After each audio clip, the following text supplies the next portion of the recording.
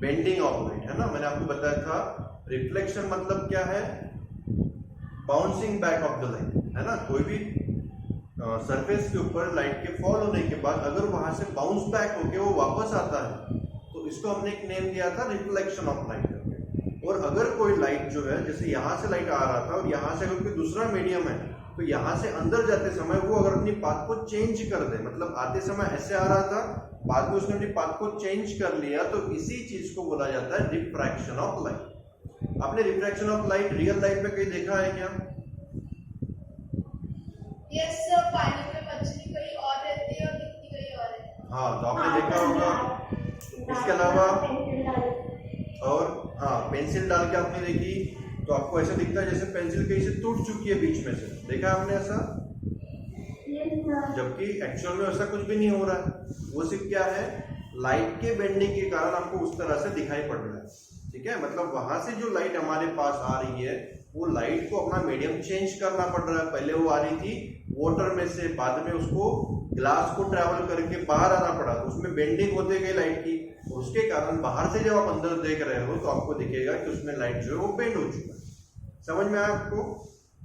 Yes sir. और इसी phenomenon को हमें अभी डिटेल्स में समझना है रिफ्रैक्शन ऑफ लाइट के अंदर। ठीक है, तो refraction of light is nothing but bending of light when it changes its medium. In that case we will see the bend in there, आप बोल सकते हो कि जो प्रोपोगेशन उसका होगा, जो मोशन वो वहां पे कर रहा है या फिर जो भी डायरेक्शन वो फॉलो कर रहा है उसमें थोड़ा सा आपको चेंज देखने को मिलेगा, बेंड देखने को मिलेगा। और इसी चीज को बोला जाता है बेंडिंग ऑफ लाइट या फिर refraction of light. Refraction of light को समझने के लिए हमें एक एक्सपेरिमेंट है जो हम करते हैं, हमारे स्कूल में भी होगा अगर जब स्कूल शुरू हो जाती है उस समय, तो वो है refraction of light through glass slab. ठीक है, काफी बार ये क्वेश्चन एग्जाम में भी पूछा जाता है। ग्लास स्लैब से अगर हम लोग लाइट को रिफ्लेक्ट करके देखना चाहे तो कैसे कर सकते हैं, इसको हमको समझना है। तो उसके लिए हमें करना क्या होता है, तो एक ग्लास का स्लैब लेना है, थोड़ा सा इस तरह से। ये हमने ग्लास स्लैब ले लिया, उसकी मैं ड्राइंग यहाँ पे बना रहा हूँ। मैंने यहाँ पे जो व्यू बनाया वो 2D व्यू है, यहाँ पे तो मैंने 3D व्यू नहीं बनाया, तो ये आप समझ लेना। ये रेक्टेंगुलर शेप में या फिर आप बोल सकते हो क्यूबॉइडल शेप में हमारे पास में ग्लास स्लैब है।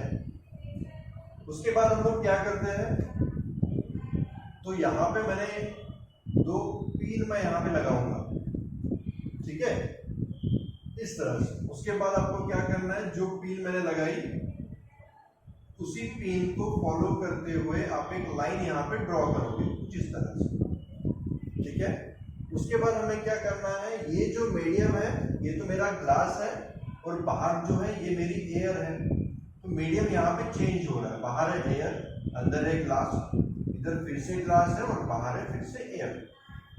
ठीक है, तो हो क्या रहा है, लाइट जो है वो एयर से आई, उसके बाद उसको जाना पड़ रहा है ग्लास में से वापस, फिर बाहर वो एयर पे आ जाती है। तो ऐसी कंडीशन में ग्लास के कारण उस लाइट में क्या क्या कन्वर्जन होगा, इसको हमें यहाँ पे समझना है। तो इसको समझने के लिए हम लोग क्या करते हैं, यहाँ पे बनाते हैं नॉर्मल। नॉर्मल मतलब क्या होता है बताओ, पता है किसी को? यस, नॉर्मल का मतलब क्या होता है, हम लोग परपेंडिकुलर बनाते हैं जो भी सरफेस है उसके ऊपर। तो मैंने यहाँ पे परपेंडिकुलर बना दिया at the point of incidence for the same incident ray. उसी इंसिडेंट रे का जो पॉइंट ऑफ इंसिडेंस है हमारे इस सरफेस के लिए, उसी पोजीशन पे आपको ये नॉर्मल बनाना है। ठीक है, अभी इसमें होगा क्या, मैं आपको यहाँ पे एक्सप्लेन कर रहा हूँ। तो क्या होगा, ये लाइट अगर यहाँ पे बेंड नहीं होती है तो उसने ये वाली पाथ फॉलो करनी चाहिए, सही है क्या? Yes sir. अगर वहां पे सेम ही मीडियम होता, मतलब अगर इस लाइट को एयर से ही ट्रैवल करना होता तो वो जैसे जा रही है वैसे ही जाती, क्योंकि हम लोग पहले से यही सीखते आ रहे हैं कि light travels in a straight path. सभी को मालूम है कि लाइट जो है एक स्ट्रेट पाथ को ही फॉलो करती है, तो वो स्ट्रेट पाथ को फॉलो करते हुए ऐसे आगे निकलनी चाहिए थी। बट एक्चुअल में क्या होगा, ये आप थोड़ा सा समझो कि ये जो है ये एयर है और ये ग्लास है, और मैंने अभी आपको बताया कि जब भी लाइट अपनी मीडियम को चेंज करता है उस कंडीशन में वो अपने डायरेक्शन भी चेंज कर लेता है। तो यहाँ पे क्या होगा, इस तरह की पाथ को फॉलो ना करते हुए वो कुछ इस तरह से आगे बढ़ते हुए चला जाएगा। ठीक है, अभी यहाँ से यहाँ तक वो अपने पाथ को चेंज नहीं करेगा, क्यों? कोई बता सकता है? क्योंकि एक ही मीडियम है ना। यस, यहाँ से यहाँ तक जब लाइट ट्रैवल कर रही है तो इस कंडीशन में वो ग्लास के अंदर ही ट्रैवल कर रही है, मतलब मीडियम में कुछ भी चेंज नहीं हुआ, तो इस कंडीशन में अपनी डायरेक्शन को वो चेंज नहीं करेगा। बट जैसे ही वो ग्लास से वापस बाहर आएगा, मतलब ये वाला मीडियम अलग है और ये मीडियम अलग है, तो ऐसी कंडीशन में उसमें आपको फिर से बेंडिंग देखने को मिलेगी। और बेंडिंग को चेक करने के लिए मैं फिर से यहाँ पे एक नॉर्मल बना देता हूँ। ये मैंने यहाँ पे एक नॉर्मल बना लिया, इसको मैं बोल देता हूँ नॉर्मल नंबर 1, ये है मेरा नॉर्मल 2 एंड 2 करके इसको मैं लिखता हूँ। अगर इसमें बेंडिंग ना होता तो ये इस तरह से सामने बढ़ना चाहिए था, जो उसकी एक्चुअल पाथ थी उसी पाथ को फॉलो करते हुए उसने आगे जाना चाहिए था। बट क्योंकि ये अपनी पाथ को चेंज करेगा तो ऐसी कंडीशन में उसमें बेंडिंग भी देखने को मिलेगी और वो इस तरह से बेंड होते हुए आगे निकल जाएगा। ठीक है, अभी देखो यहाँ पे हुआ क्या, और जो जो मैंने यहाँ पे आपको बताया वो सब मैं यहाँ पे एक्सप्लेन करता हूँ। ये जो मेरा लाइट रे था इसको बोला जाता है इंसिडेंट रे। ठीक है, या आप इसके पहले भी जानते हो, जो भी लाइट है हमारे मिरर के ऊपर या फिर किसी ग्लास के ऊपर फॉल होता है वो हमारा होता है इंसिडेंट। उसके ऊपर फॉल होने के बाद जो वापस आता है वो होता है रिफ्लेक्टेड। तो यहाँ पे ये मेरा लाइट रे जो है वो ग्लास स्लैब के ऊपर फॉल हो रहा है, इसलिए मैंने इसको बोल दिया इंसिडेंट रे। इसके बाद इसमें बेंडिंग हुआ, तो बेंडिंग होने के बाद जो रे हमको मिलता है इसको बोला जाता है रिफ्रैक्टेड रे। इसको बोलोगे रिफ्रैक्टेड रे, क्योंकि इसमें रिफ्रैक्शन हुआ है। ठीक है, उसके बाद फिर से लाइट जो है यहाँ पे आने के बाद वापस बेंड हो गई, मतलब फिर से रिफ्रैक्शन हुआ, बट ये लाइट अभी वापस एयर में आ चुकी है। इसको हमने एक अलग नाम दिया हुआ है, इसको बोला जाता है इमर्जेंट रे। जितना मैंने अभी तक समझाया वो सब समझ में आया क्या आपको? Yes sir. और देखो यहाँ पे नॉर्मल के साथ ये जो मेरा इंसिडेंट रे है ये एक एंगल बनाएगा, क्या बोलोगे उस एंगल को? एंगल ऑफ इंसिडेंस या फिर इंसिडेंट एंगल बोल सकते हो। यहाँ पे जो एक एंगल बनेगा उसको क्या बोलोगे? Angle of refraction. ठीक है, उसके बाद वापस यहाँ पे एक और एंगल ऑफ इंसिडेंस बनेगा और यहाँ पे फिर से एंगल ऑफ रिफ्रैक्शन बनेगा, जो इसके साथ हमें मेजर करना है नॉर्मल के साथ। ठीक है, इस तरह से। अभी यहाँ पे एक और चीज आपने अगर नोटिस की हो, किसी ने नोटिस की है क्या कोई एक चीज यहाँ पे आपको? नॉर्मल से टुवर्ड्स और अवे फ्रॉम नॉर्मल। हाँ, आपने एक और चीज यहाँ पे नोटिस की होगी कि जब मैंने लाइट को यहाँ से अंदर की तरफ भेजा तो ऐसी कंडीशन में ये उसकी एक्चुअल पाथ थी तो वो नॉर्मल की तरफ आया, देखा आपने? यस। और जब यहाँ से बाहर गया तो उस कंडीशन में क्या हो रहा था, ये देखो उसकी एक्चुअल पाथ थी, इस बार वो नॉर्मल की तरफ नहीं आया, इस बार वो नॉर्मल से दूर हो गया, है ना? मतलब आप बोलोगे सर आप तो अलग अलग जगह पे अलग अलग रूल लगा रहे हो, है ना? तो इसके एक्चुअल में अलग अलग रूल्स है। ठीक है, उसको मैं सामने आपको एक्सप्लेन करूंगा। तो एक चीज आपने नोटिस कर ली कि जब मीडियम चेंज होता है तो उस समय दो तरह के डिफ्लेक्शन हो सकते हैं। एक तो डिफ्लेक्शन होता है टुवर्ड्स नॉर्मल और दूसरा डिफ्लेक्शन होता है अवे फ्रॉम द नॉर्मल। इतना समझ में आया आपको? Yes sir. उसके अलावा और भी कोई चीज है जो आपने नोटिस की है यहाँ पे? सर बाहर वाला और इधर सामने वाला एंगल इक्वल दिख रहा है। मतलब कौन सा?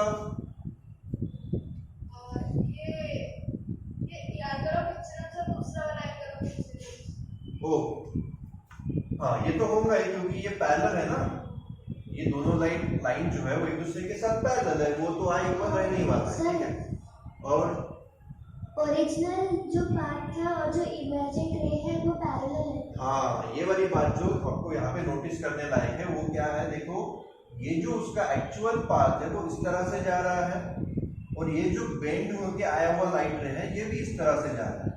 तो इसमें आपको अगर कुछ देखने को मिले तो आपको देखने को मिल रहा होगा कि ये जो लाइट है वो पैरेलल ही आगे बढ़ रहा है कि नहीं? एक्चुअल पाथ ये था और ये जो मेरा इमर्जेंट रे निकला है इसका पाथ। आप दोनों के पाथ को थोड़ा अगर देखोगे तो दोनों एक दूसरे के साथ पैरेलली आगे बढ़ रहे हैं। देखा आपको सभी को? Yes, हाँ, sir. और इसीलिए मैंने इसको नाम दिया इस फिनोमिना को। किसी को मालूम है क्या उसका नाम? बताओ। ये जो यहाँ पे शिफ्ट ऑफ लाइट रे हुआ, इसको क्या बोला जाता है? पता है किसी को? Lateral shift. Yes, lateral shift बोल सकते हो या फिर लैटरल डिस्प्लेसमेंट, इस तरह से हम लोग इसको जान सकते हैं। समझ में आया क्या आपको? Yes, sir. हाँ, तो जब भी आप ग्लास लैब की बात करो तो ग्लास लैब की केस में क्या होता है, फिर जो भी लाइट रे आप भेजते हो ग्लास लैब के अंदर, वो जब इमर्जेंट होके बाहर निकलता है तो उसके केस में अगर उसकी आप एक्चुअल पाथ और इस इमर्जेंट रे की पाथ को चेक करो तो आपको देखने को मिलेगा कि उसकी पाथ थोड़ी शिफ्ट हो चुकी है। बाकी उसमें कुछ भी चेंज नहीं हुआ, जो लाइन थी वो आपकी थोड़ी शिफ्ट होके अलग लाइन से वो ट्रैवल करना शुरू करेगा, इसके अलावा वो कुछ नहीं होता है। और ऐसा क्यों हुआ? क्योंकि ये ग्लास स्लैब जो है वो एक रेक्टेंगुलर शेप में है और ये अपोजिट साइड उसके एक दूसरे के साथ पैरेलल है और उसी के कारण हमें ऐसा देखने को मिलता है। समझ में आया क्या आपको? Yes, sir. तो ये था हमारा refraction of light through a glass slab. तो ग्लास स्लैब से लाइट का रिफ्रैक्शन कैसे होता है उसके रिलेटेड आपको क्वेश्चन पूछा जाए तो इस तरह से आप उसको एक्सप्लेन कर पाओगे। ये डायग्राम आपको निकालनी होगी और जो भी चीजें मैंने आपको यहाँ पे एक्सप्लेन करी है वो सब वहां पे आप लिख लो। समझना है जो है स्नेल्स लॉ, ठीक है, स्नेल्स लॉ करके दिया हुआ आपके बुक के अंदर, उसको थोड़ा सा मैं आपको यहाँ पे एक्सप्लेन कर देता हूँ। ध्यान थोड़ा आगे। अभी होता क्या है ये थोड़ा सा हम लोग यहाँ पे समझेंगे। स्नेल्स लॉ के लिए जो कंडीशन है वो कंडीशन क्या है कि जब भी आप स्नेल्स लॉ को चेक करना चाहते हो तो उस कंडीशन में आपके पास जो दो मीडियम होंगे वो मीडियम आपके कांस्टेंट होने चाहिए, मतलब सेम होने चाहिए, ठीक है। जैसे मैंने यहाँ पे ऊपर ले लिया है एयर वाला मीडियम और नीचे में ले लो फॉर एग्जांपल वाटर वाला मीडियम, ठीक है। और ये दोनों मीडियम सेम होने चाहिए। आप कितनी भी बार उसमें लाइट रेज को भेजो आपको एक सेम कुछ ना कुछ मिलेगा। क्या मिलेगा वो मैं आपको एक्सप्लेन कर दूं। देखिए यहाँ पे मेरे पास एक लाइट रे है, इंसिडेंट लाइट रे, तो इस तरह से आया, एयर से ट्रैवल कर रहा था तो उसके मीडियम में कुछ भी चेंज ना होने के कारण वो एक सेम पाथ को फॉलो करते हुए आगे जा रहा था। यहाँ पे मैं एक नॉर्मल बना लेता हूँ। अभी ये लाइट जो है मैंने आपको पहले ही बताया, एयर से जब वो वाटर में जा रहा था या फिर ग्लास में जा रहा था तो उसमें आपने थोड़ा नोटिस किया होगा कि वो बेंड हुआ टुवर्ड्स नॉर्मल की ओर। नोटिस किया था आपने? Yes, sir. Yes, sir. तो इस तरह से इसमें बेंडिंग हो गया फॉर एग्जांपल। तो ये है मेरा एंगल ऑफ इंसिडेंस I1, ये है angle of refraction R।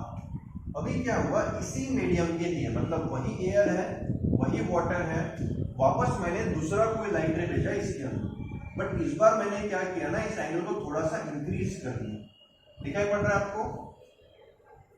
Yes, sir. हाँ, तो ऐसी कंडीशन में भी फिर से वही, अगर मैं नॉर्मल यहाँ पे बनाता हूँ तो लाइट जो है फिर से यहाँ पर रिफ्रैक्ट होकर आगे बढ़ेगा। ये रहेगा एंगल ऑफ इंसिडेंस, जिसको मैं I1 R1 बोलता हूँ, इसको बोल देता हूँ I2 R2। उसके बाद मैंने और भी एंगल को थोड़ा बेंड करा दिया, इसमें और भी हमें रिफ्रैक्शन मिला इस तरह से कुछ। ये है मेरा I3 और ये है मेरा R3, ठीक है। अभी इसमें होता क्या है ये थोड़ा सा समझ लेते हैं।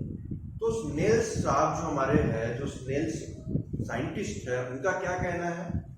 उनका कहना ये है कि अगर आपका मीडियम सेम रहता है, मतलब ऊपर वाला मीडियम एयर है तो एयर, नीचे वाला मीडियम वाटर है तो वाटर, वो भी सेम, ठीक है, चेंज, मतलब अलग अलग वाटर यूज नहीं करना है, अलग अलग एयर नहीं यूज करनी है, सेम। तो ऐसी कंडीशन में इनका कहना ये है कि sine of angle of incidence will always equal with sine of angle of refraction. मतलब साइन ऑफ एंगल R1 इसकी जो भी वैल्यू आएंगी वही value sine of I2 sine of R2 के साथ भी आएंगी, वही वैल्यू आपकी sine of I3 upon sine of R3 के साथ भी आएगी। समझ में आया क्या आपको? Yes, sir. Yes, sir. मतलब हम लोग ये बोल सकते हैं कि सेम मीडियम के लिए आपको जो यहाँ पे रेशो मिलेगा साइन ऑफ इंसिडेंस एंगल का साइन ऑफ रिफ्रैक्शन एंगल के साथ, वो हमेशा कांस्टेंट होगा, ठीक है। Yes, sir. हाँ, तो तो ये हमारा लॉ था जो हमको दिया है स्नेल्स ने, और इसीलिए इसको बोला जाता है स्नेल्स लॉ। बट उसके लिए जो इंपॉर्टेंट कंडीशन मैंने आपको बताई वो आपको ध्यान में रखनी है, ठीक है। और एक और इंपॉर्टेंट चीज इसमें क्या ध्यान में रखनी है कि जो आप लाइट यूज करोगे वो सेम कलर का होना चाहिए। मतलब यहाँ पे अगर आप रेड कलर का लाइट यूज कर रहे हो, ग्रीन यूज कर रहे हो, तो वही लाइट आप यहाँ भी यूज करो, ठीक है। उसके पीछे का रीजन क्या है हम लोग सामने लेसन में पढ़ेंगे, ठीक है। बट ये आपको अभी के लिए ध्यान में रखना है कि जो भी आप कलर ऑफ लाइट यूज करोगे इन तीनों जगह पे वो सेम होना चाहिए, जो मीडियम आप यूज करोगे वो भी सेम होना चाहिए।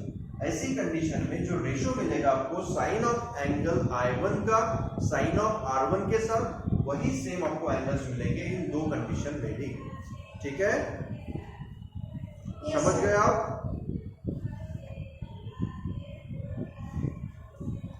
चलो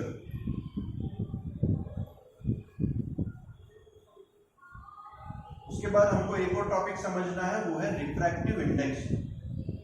किसी को आइडिया है क्या रिफ्रैक्टिव इंडेक्स के बारे में? Refractive index of second medium with respect to first medium. Refractive index क्या होता है ये मालूम है किसी को? सर एरर मीडियम से डेल्टा मीडियम में जाते हैं refractive index. Refractive index is constant represented by n/1। Refractive index होता क्या है ये पूछ रहा हूँ मैं, किसी को पता है क्या होता है रिफ्रैक्टिव इंडेक्स? नहीं मालूम, चलो मैं बता। रिफ्रैक्टिव इंडेक्स का मतलब क्या है, जैसे हमारे पास अलग अलग मीडियम है, जैसे अभी मैंने यहाँ पे 2-3 मीडियम यूज कर लिए अभी तक जो भी एक्सप्लेनेशन किया। पहले तो एयर का यूज कर लिया, कुछ केस में मैंने ग्लास लैब में तो ग्लास में भी यूज कर लिया, उसके बाद वाटर का भी यूज कर लिया, है ना। तो मेरे पास काफी अलग अलग मीडियम है, बराबर है। अभी ये जो मीडियम, हाँ, जो भी हमारे पास मीडियम है उन सभी मीडियम की अलग अलग आप बोल सकते हो उसके अंदर जो कॉम्पैक्टनेस होगा, मतलब उसके अंदर के जो पार्टिकल्स है, आपको मालूम है matter is made up of small particles, पढ़ा है आपने? Yes sir. और जो भी पार्टिकल्स है वो बनता है, उसी के कारण उसको हमने 3 अलग अलग स्टेट में डिवाइड भी किया हुआ है, सॉलिड, लिक्विड एंड गैस। सभी को मालूम है? Yes sir. अभी इन तीनों में डिफरेंस क्या होता है, कोई बता सकता है मुझको? Solid have big particles, liquid can float, gas have very good particles. Yes, जो सॉलिड होता है उसके अंदर के जो पार्टिकल्स है आर क्लोजली पैक्ड, मतलब काफी ज्यादा डेंस्ड होते हैं, काफी ज्यादा एक दूसरे के पास चिपके हुए होते हैं। समझ में आ रहा है? Yes sir. आपने वर्ड सुना है ना, डेंसली पॉपुलेटेड एरिया, ऐसा हम बोलते हैं कभी कभी। उसका मतलब क्या है कि एक आधे एरिया में काफी ज्यादा लोग, मतलब उनके घर काफी चिपक के, जैसे आपने झोपड़पट्टी का एरिया देखा होगा तो वहां पे आप देखते हो कि सभी लोगों के घर बिल्कुल चिपक के हैं, घर के अंदर से ही नालियां बह रही है, कुछ इस तरह का कंडीशन होता है।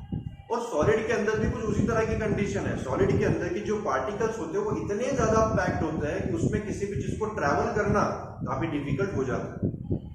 वही अगर आप लिक्विड की बात करो तो लिक्विड में पार्टिकल उतने ज्यादा डेंस नहीं होते हैं एज कंपेयर टू सॉलिड। इसमें पार्टिकल्स थोड़े लूजली पैक्ड होते हैं, मतलब एक दूसरे से आप बोल सकते हो कि उतना ज्यादा उसमें अटैचमेंट नहीं है, थोड़ा एक दूसरे से दूर दूर होते हैं। और उससे भी कम होते हैं हमारे गैसेस के अंदर। गैसेस के अंदर जो पार्टिकल्स है वो काफी ज्यादा लूजली पैक्ड होते हैं, एक दूसरे से काफी दूर दूर होते हैं। समझ में आ रहा है आपको टॉपिक? Yes sir. अभी यही चीज हमको मेजर करनी है कि कौन से मीडियम के अंदर पार्टिकल ज्यादा क्लोजली पैक्ड है और कौन से मीडियम के अंदर पार्टिकल थोड़ा लूजली पैक्ड है। इस चीज को मेजर करना मतलब ही उसकी ऑप्टिकल डेंसिटी को निकालना। समझ में आ रहा है? Yes sir. यस, किसी भी मीडियम की ऑप्टिकल डेंसिटी का मतलब यही होता है कि उसके अंदर जो पार्टिकल्स है वो कितने ज्यादा क्लोजली पैक्ड है या कितने ज्यादा लूजली पैक्ड है। और इसी को फाइंड आउट करने के बाद जब हम लोग एक्सप्रेस करते हैं तो उसको एक्सप्रेस किया जाता है in the form of refractive index. समझ में आया क्या? Yes sir. हाँ, मतलब रिफ्रैक्टिव इंडेक्स जितना ज्यादा होगा उतना ही जो मीडियम है वो उतना ज्यादा डेंसली पॉपुलेटेड होगा, या फिर आप बोल सकते हो उसमें डेंसिटी उतनी ज्यादा होगी। समझ में आ रही है? Yes sir. और अगर हमारे पास जो पार्टिकल्स है वो लूजली पैक्ड है, मतलब दूर दूर है एक दूसरे से, तो उस कंडीशन में रिफ्रैक्टिव इंडेक्स की वैल्यू आपकी कम आएगी, मतलब रिफ्रैक्टिव इंडेक्स आपको कम मिलेगा, क्योंकि उस केस में जो पार्टिकल्स है वो एक दूसरे से दूर दूर है।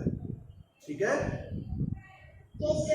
हाँ, अभी इसी चीज को हमको एक्सप्रेस करना होता है रिफ्रैक्टिव इंडेक्स के फॉर्म में। तो यहाँ पे देखो, और एक चीज को हमें समझना है। सबसे पहले मैंने आपको बताया कि सॉलिड के अंदर पार्टिकल ज्यादा क्लोजली पैक्ड होते हैं, तो इस चीज को एक्सप्लेन करने के लिए मैं क्या करता हूँ, यहाँ पे कुछ रोड्स बनाता हूँ। ये मेरे पास एक रोड है, ये मेरे पास दूसरा रोड है।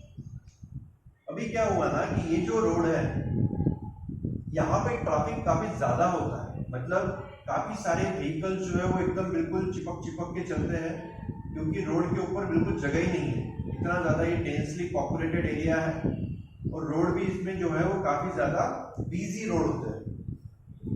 और एक दूसरा रोड है, यहाँ पे कोई ज्यादा व्हीकल चलते नहीं है, जंगल का एरिया है, कभी कभार व्हीकल चलता है, कभी कुछ भी नहीं होता।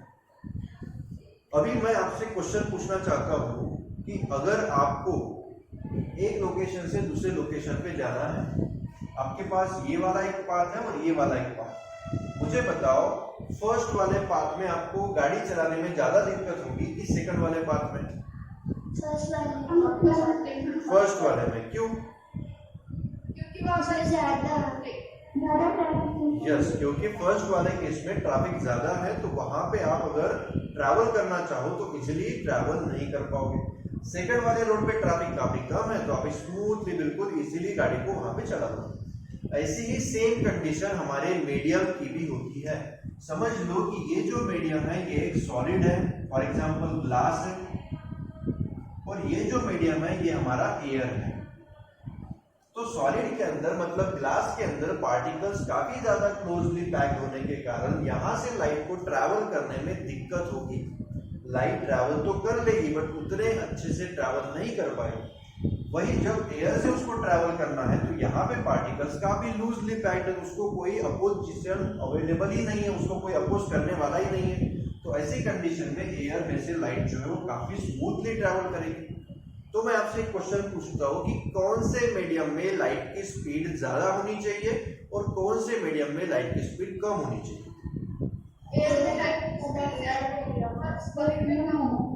यस, संबोधि बताओ।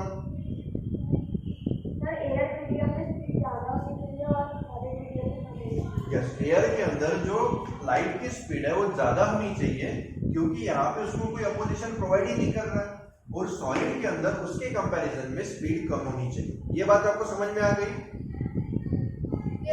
यस। तो यहाँ से एक कंसेप्ट हमको समझ में आता है, वो क्या है? देखो, ऑप्टिकल डेंसिटी को या फिर रिफ्रैक्टिव इंडेक्स को हम लोग डिनोट करने के लिए म्यू का यूज करते हैं। आपके एनसीईआरटी के बुक में एन का भी यूज किया है, तो दो में से आप कोई भी एक सिंबल वहां पे यूज कर सकते हैं। तो अभी इसमें है क्या? अभी अगर मैं एन का यूज करूं, क्योंकि एनसीईआरटी में एन यूज किया है, तो एन अगर मैं यूज करूं तो यहां से मुझे एक बात समझ में आई कि रिफ्रैक्टिव इंडेक्स जितना ज्यादा होगा उतना ही वो मीडियम डेंसर होगा, बराबर है? और अगर मीडियम डेंसर होगा तो स्पीड ऑफ लाइट उतनी ही कम होगी। ये भी बात समझ में आई आपको? Yes sir. हाँ, तो यहां से मुझे एक चीज समझ में आती है कि अगर आप डेंसिटी के साथ वेलोसिटी ऑफ लाइट को कंपेयर करो तो आपको ये बात समझ में आ जाएगी कि डेंसिटी अगर ज्यादा है तो उस केस में वेलोसिटी ऑफ लाइट कम हो जाएगी, डेंसिटी अगर कम है तो वेलोसिटी ऑफ लाइट बढ़ जाएगी। और इसी को एक्सप्रेस करने के लिए मैंने यहाँ पे क्या लिखा? Density of light is inversely proportional to velocity, या फिर आप बोल सकते हो velocity of light is inversely proportional to the optical density of the medium. समझ में आया क्या कंसेप्ट आपको? Yes sir. हाँ, मतलब जितना ऑप्टिकली आपका मीडियम डेंस होगा उतनी ही उसके अंदर लाइट की स्पीड कम हो जानी चाहिए। ठीक है? Yes sir. हाँ, तो ये हमारा टॉपिक था रिफ्रैक्टिव इंडेक्स। उसमें कुछ बेसिक मैंने आपको यहाँ पे आज एक्सप्लेन कर दिया है, बाकी जो भी टॉपिक है